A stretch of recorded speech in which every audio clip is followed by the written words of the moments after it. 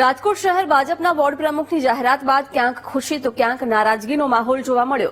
જો કે શહેર ભાજપ પ્રમુખે નારાજગીની વાત નકારી કાઢી છે. તેમણે કહ્યું કે જેનું નામ નથી તેને સંગઠનના બીજા માળખામાં લેવાશે. મુકેશ દોશીએ વોર્ડ નંબર 17માં કોરમ પૂરી ન થતા પ્રમુખ જાહેર ન કરાયો હોવાની વાત કરી, જેને થોડાક સમયમાં જાહેરાત કરાશે તેવો ખુલાસો કર્યો છે. જ્ઞાતિ, જાતિ, ધર્મ કે સંપ્રદાયના ભેદભાવ વગર કર્મઠ અને સનિષ્ઠ કાર્યકર્તાઓ જેને પાર્ટી માટે દિલથી ખૂબ કામ કર્યું છે, વર્ષો સુધી તપ કર્યું છે, એવા કાર્યકર્તાઓની નિમણૂક થઈ છે અને જેમના ફોર્મ ભરવામાં આવ્યા હતા એમાંથી જ નિમણૂકની પ્રક્રિયા થઈ છે.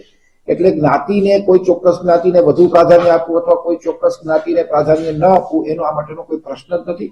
આ બધાના વિચારોથી વિચાર વિમર્શ કર્યા પછીની આ નિમણૂક છે. વોર્ડ નંબર 17માં જયારે સમીક્ષા બેઠક અમારા ચૂંટણી અધિકારી સાથે, રાજકોટના ચૂંટણી અધિકારી માયાબેન સાથે બેઠા, સમીક્ષા સંકલન બેઠકની અંદર ત્યારે જ નિર્ણય લેવામાં આવ્યો હતો કે કોરમ પૂર્ણ ન થવાને કારણે આ 17 નંબરનો મુદ્દો હાલ પૂરતો પેન્ડિંગ રાખીએ, જેથી જયારે અહીંથી અમે તમામ વોર્ડની સમીક્ષા બેઠક પૂરી કર્યા પછી અમે જયારે નામ બોલ્યા ત્યારે 17 નંબરનો પ્રશ્ન અમે પેન્ડિંગ જ રાખ્યો હતો, જેથી બીજો કોઈ પ્રશ્ન એમાં છે નહીં. નજીકના ભવિષ્યમાં એમની પણ નિમણૂકની જાહેરાત કરવામાં આવશે.